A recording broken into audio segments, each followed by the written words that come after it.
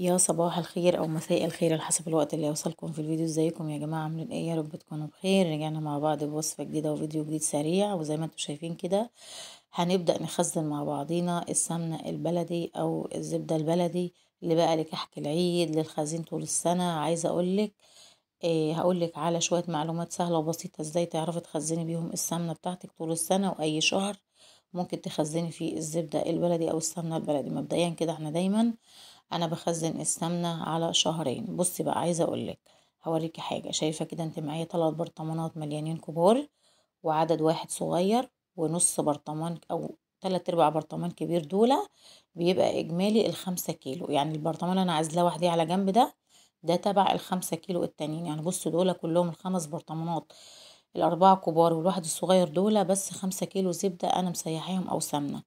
نيجي بقى عند البرطمان التاني اللي هو ده تبع 5 تاني. خلاص، تعالوا بقى نشوف مع بعضينا ازاي نعرف نختار الزبدة او السمنة بتاعتنا ان احنا ممكن نخزنها او مثلا عايزين نعمل بيها كحك العيد. شهر 12 وشهر واحد احلى شهرين تخزني فيهم السمنة، مش بتقل معاكي خالص، ودايما بتبقى معاكي السمنة او الزبدة حلوة في شهر ايه؟ 12 وشهر واحد. طيب مبدئيا كده هنعرف مع بعض النهاردة سعر السمنة او الزبدة بكام وجايبينها منين، واحنا هنشتغل بعدد قد ايه. طب انا هنا كده عندي 10 كيلو زبدة بقري اللي هي الصفرة، زي ما انت شايفة بالشكل ده. حطيناهم كده في حلتين، عشان الحلتين دول هنسيحهم مع بعض وهنشوفها.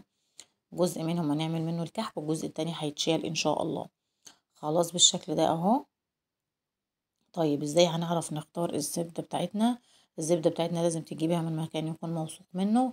وسعرها ايه؟ سعر الكيلو عندي هنا 230 جنيه الزبدة او السمنة البقري الصفرا. دي الزبدة بقري صفرا.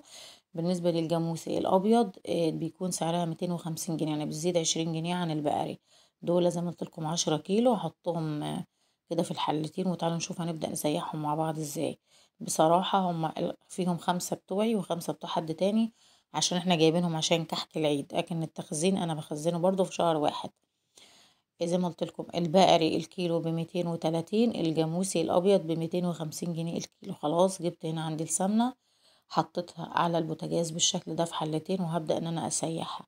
طب طريقة تسييح السمنة بتبقى ازاي؟ طبعا يا جماعة في ناس بتسيح كده بطرق غريبة، انا بشوفها مش حلوة. انا بسيحها بالطريقة اللي انا اتعودت عليها والسهلة والبسيطة.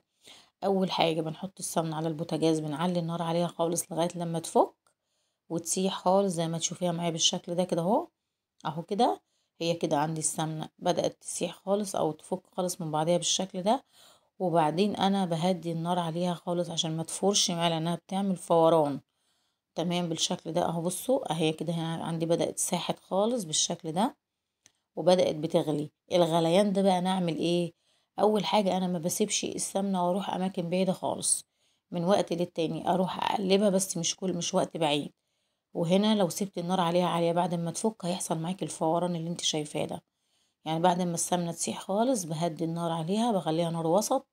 بصي انا حبيت اوريكي المقطع ده عشان ما تسيبهاش وتروحي بعيد، لانها ممكن تفور منك ويروح منك كله على البوتاجاز. بعد كده انا بهدي النار عليها شوية وسط، ومن وقت للتاني بقلب فيها لغاية لما بتسيح عندي خالص وتوصل للشكل ده. كده انا السمنة عندي خلاص سيحتها او قدحتها بالشكل ده. حابة ترمي بقى فيها ملح، مش حابة انتي براحتك زي ما تحبي. بعد كده بعبيها في البرطمانات عندي خالص وبشيلها بقى، سواء هعمل بيها الكحك او سواء هخزنها طول السنة. بتبقى عندي زي الفل. بصراحة الكمية دي بتاعتي انا والنص برطمان من الكبار دول، الكمية اللي هي صاحبة النصيب بتاعتها بس.